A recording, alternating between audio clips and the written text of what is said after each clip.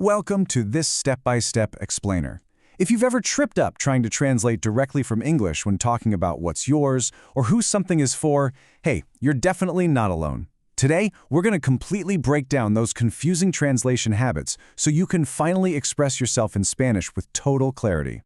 Here is our roadmap for today. First, the secret of emphasis. Second, possessives, short versus long.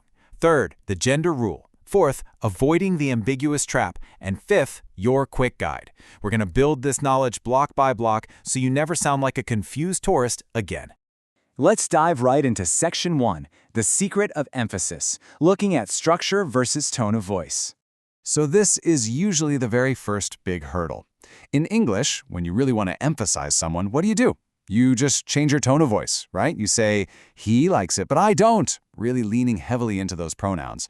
But in Spanish, you can't just say the equivalent of me or you louder. It just doesn't work. Instead, you have to use a specific structural formula, the preposition a followed by the pronoun. That is exactly why we say, a él le gusta, pero a mí no. Now here is a trap that almost everyone falls into at first, the classic Gringo mistake. It is so tempting to just say a yo or a ti, but please don't do it. Unless you want to sound a bit like Tarzan, the correct way is always a me and a ti. And a quick, absolutely crucial detail to lock in here, notice that me always has an accent mark while ti never does. Let's see how this plays out seamlessly in a real everyday conversation. If you're handing someone a gift, you definitely don't say para ti.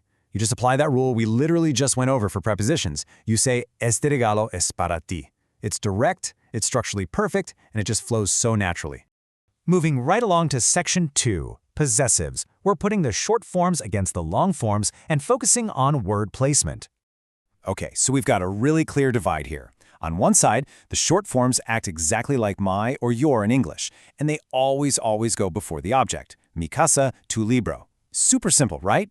But on the flip side, the long forms act like mine or yours. And the golden rule for these is their placement. They go after the noun, or they're just used entirely on their own. You say mío or tuyo. All right, brace yourselves for Section 3, the gender rule. This is all about focusing on the object. Okay, this is usually the biggest aha moment of the whole lesson. The crux of it is mastering this gender matrix. See, unlike English, where mine is just, well, mine, in Spanish, these long forms have to match in both gender and number. You've got mío and míos for masculine things, and mía or mías for feminine things. The exact same thing happens with tuyo and suyo. They literally have to shapeshift like little chameleons to fit into your sentence. But what exactly are they matching? Take a look at this massive philosophical contrast. In English logic, you focus entirely on the owner. If a car belongs to a woman, you say the car is hers, pointing straight back to her. But Spanish grammar? It completely flips the script. It only cares about the object being owned.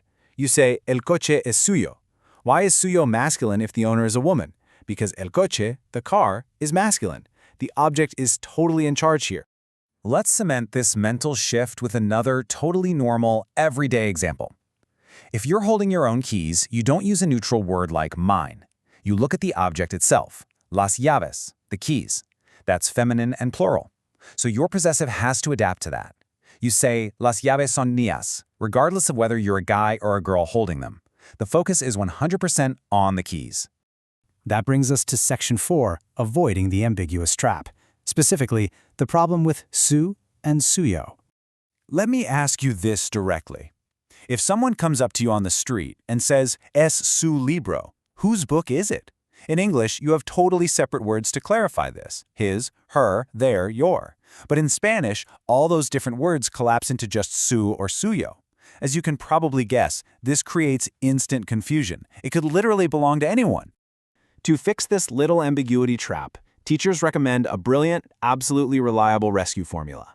De plus the person. Whenever su or suyo doesn't make it totally obvious who the owner is from the context, you just ditch those words entirely and use this structure to explicitly clarify who owns what. So instead of leaving people completely guessing with es su libro, you just apply the formula. You say, es el libro de él, or es el libro de ella. Boom! It removes the guesswork immediately and keeps your communication crystal clear. And finally, we arrive at Section 5, your quick guide. Let's look at a summary and some golden rules. Consider this your ultimate cheat sheet. It maps out exactly how your English thoughts connect directly to the Spanish structures we just covered. If you're thinking, I like it, with emphasis, you use a mí me gusta. If you're thinking of possession before the noun, like my car, you go with the short form, mi coche. And if you're thinking of possession at the end of a sentence, like it's mine, you grab the long form that matches the object, es mío or es mía. Seriously, take a mental screenshot of this. Now, if you want a mental shortcut while you're actually out there speaking, here is a golden step-by-step pro tip.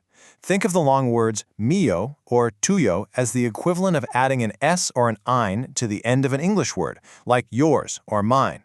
Just test your sentence mentally. If you can't put the object after the word in English, then you need to use the long form in Spanish. This final comparison really drives the whole concept home. If you break the placement rule and say es mío libro, in your English brain, that should sound as ridiculously absurd as saying, it is mine book. It just doesn't fit. The correct harmony is el libro es mío, which syncs up perfectly with the book is mine. So now that you have these new lenses on and you structurally understand that Spanish possessives focus on the object and not the owner, how is this going to completely change the way you listen to native speakers talking about what's theirs? I highly encourage you to get out there, pay close attention, and listen for these beautiful structures out in the wild. Thanks so much for joining me on this explainer, and happy learning.